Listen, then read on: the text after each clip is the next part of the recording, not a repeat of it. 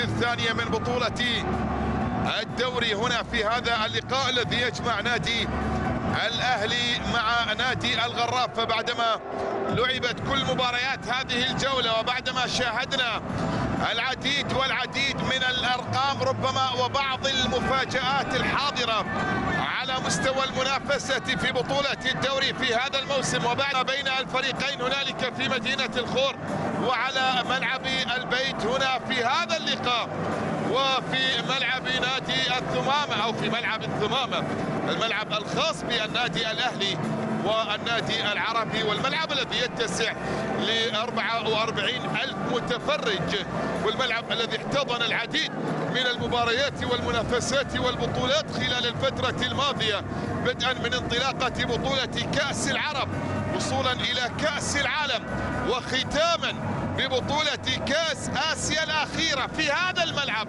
العنابي أعلن تأهله إلى المباراة النهائية بعدما نجح في تحقيق الانتصار. تنفيذ اللاعب الروماني اللاعب فلورينيل كومان، عرضية ملعوبة داخل منطقة الجزاء لكن تصطدم في عمر سيكو وتتحول إلى خارج أرضية الملعب.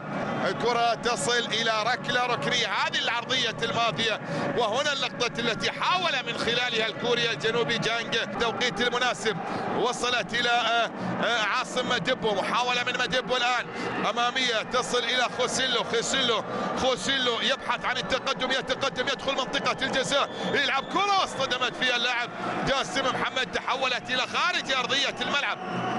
يبحث عن التقدم من الجهات اليمنى جاسم محمد يلعب كرة تصل إلى فتوحي أمامية، وصلت بعد ذلك إلى دراكسلر يا سلام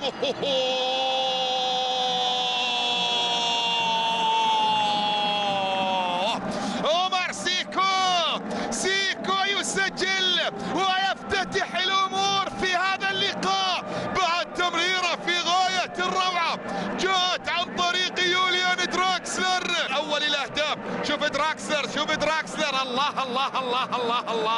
الله يا دراكسلر والله يا عمر سيكو دراكسلر وقال لهم سيبوا سيكو لحاله وسيكو في مواجهة المرمى يضع الكرة في شباك أبو بكر. نافسات هذا الموسم بينما رحل دوكالي معارا إلى نادي الشمال، كرة بمحاولة خطيرة جدا. الله على كرة كومان والله على التصدي من مروان شريف. هذه الكرة شوف الاستلام من كومان، شوف الدخول من كومان وشوف بعد ذلك التصدي والتسدي عن طريق اللاعب مروان شريف.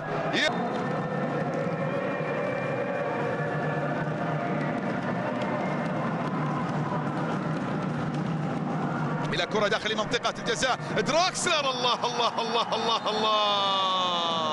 لكن راية موجودة. دراكسلر هذه اللقطة هذه الكرة هذه المحاولة لحظة خروج الكرة من قدم إدريس فتوحي أعتقد بأن قرار وقت بدل ضايع على شوط المباراة الأول. كرة بمحاولة أمامية الآن في مصلحة نادي الغرافة، أخطأ مدافع النادي الأهلي لا زالت مستمرة وقائمة حامد